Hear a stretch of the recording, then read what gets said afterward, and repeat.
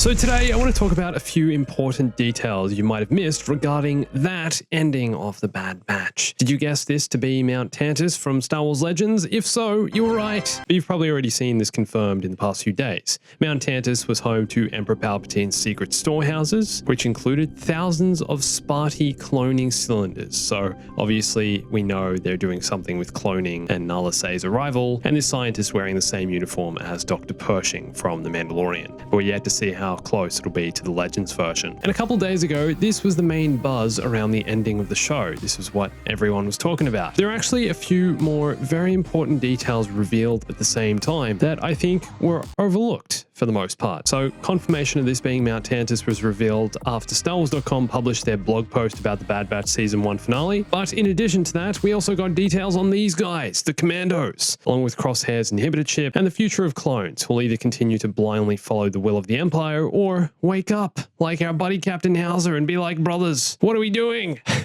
Brothers, or wake up. Hey everyone, it's Andrew. So a few days after each episode of the Bad Batch released, StarWars.com would be updated with a blog post sharing details and facts about each episode. And if we take a look at the concept art section, in the bottom left of these images, it reads Wayland Mount Tantatus. This is the first time we've seen Mount Tantatus in Star Wars canon, but the planet Wayland was actually first mentioned back in 2016, in the new canon anyway, in the Force Awakens beginner RPG. So have Disney been planning to recanonize this planet all along and bring it to the screens? And it also appeared as a hologram in Vader Immortal, the VR series. So for a location that was originally created in 1991 to be mentioned a few years after Disney starts running the show and then another 5 years later, and here we are, it's a big deal. Filoni's been on a bit of a recanonization run going through all the Legends content. They obviously had some kind of plans for the planet and were likely waiting for the right moment to bring it back. But the reason for its return seems to be connected to Grand Admiral Thrawn, who we know Ahsoka is searching for. Remember, she dropped this line in The Mandalorian.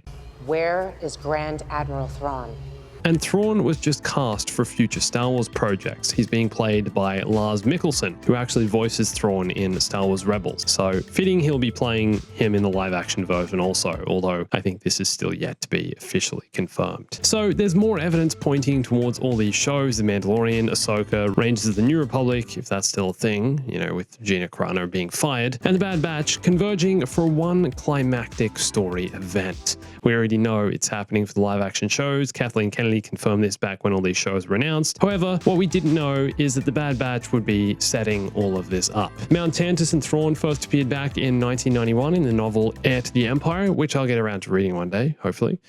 It's the first of the Thrawn trilogy and the first to be set after the events of the original trilogy. So at the time, it's pretty groundbreaking stuff. Nothing had come afterwards. But like I said, in this post on StarWars.com, there are also a few other details confirmed. And the one that really caught my attention was this. You notice how at the end of the Bad Batch finale, the Clone Commandos have slightly different armor to what we've seen before? Well, there was some speculation about why their armor changed and what it meant. And that was just confirmed. They're proper Imperial Commandos, or rather Imperial Royal Guards, as this indicates. But wait, I thought the Royal Guards were these guys here, the red dudes. What? Not really sure why that's the name of this asset, but it's clearly an Imperial Commando. The Empire have added the gray stripes and decals, you know, to make them look more empirical, I guess you'd say. Really cool seeing the inside of the helmet here also, but we've never actually seen Imperial Commandos in Star Wars canon. They first appeared back in the now Legends Republic Commando novels, which came out around the same time and just after Republic Commando game in 2005, but I always thought the Imperial Commandos helmets were kind of goofy, like the visor just doesn't look,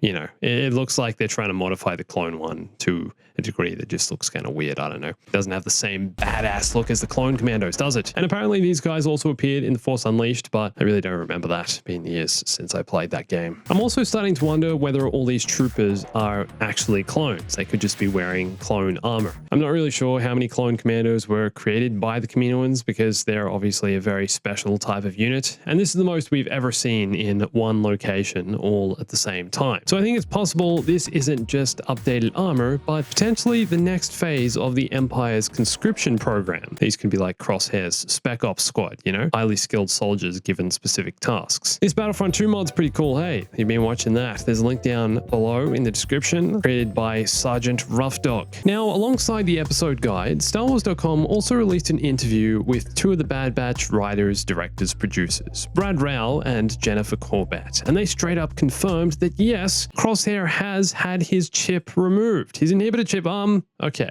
So what's the deal with him touching his head in the last 2 episodes then? Is he just thinking? Why include him doing this if there isn't some deeper meaning? But I think it's interesting the show's creators are actually coming out and having to confirm that yes, his chip was definitely removed. During the interview, they were even told how so many people are questioning whether or not Crosshair was lying. StarWars.com asked them, I don't know if you can answer, but I saw on Twitter that fans were debating whether Crosshair really had his chip removed or the Empire made him think he had his chip removed. Is that something you can comment on? And then they replied with, I think we can say that he had his chip removed. Yeah. Have you seen the side of that guy's head?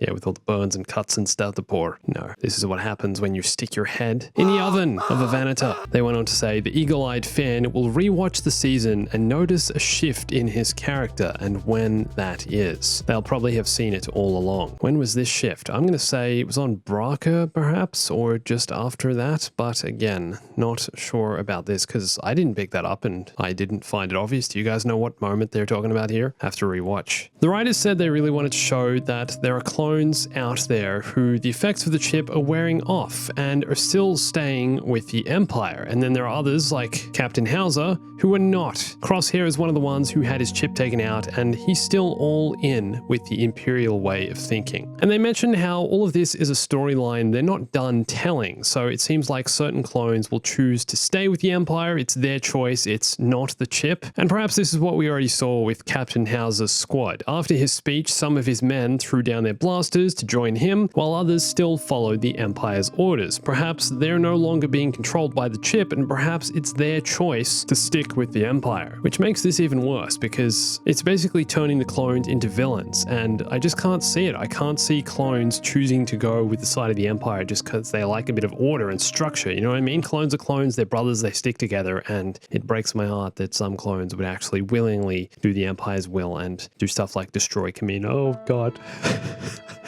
Which means that in Season 2, we're going to see clones fighting clones. I feel like that's basically guaranteed. Sure, there'll be a clone uprising, likely led by Rex and Gregor, but the uprising will be fighting against clones who stuck with the Empire. Some pretty messed up stuff. They're going to kill their own brothers. And I'd say some clones are still being controlled by their chip, like this guy in the final episode who reports to Rampart about the destruction of Kamino. He seems hesitant and sad, but is also accepting what's happening and accepting his orders. I feel like if he had a choice though, he wouldn't be. We don't really have too much more info on the chips at the moment, and it's possible they might never be properly fully explained. But if they are, I guarantee Tech will be the one to do so.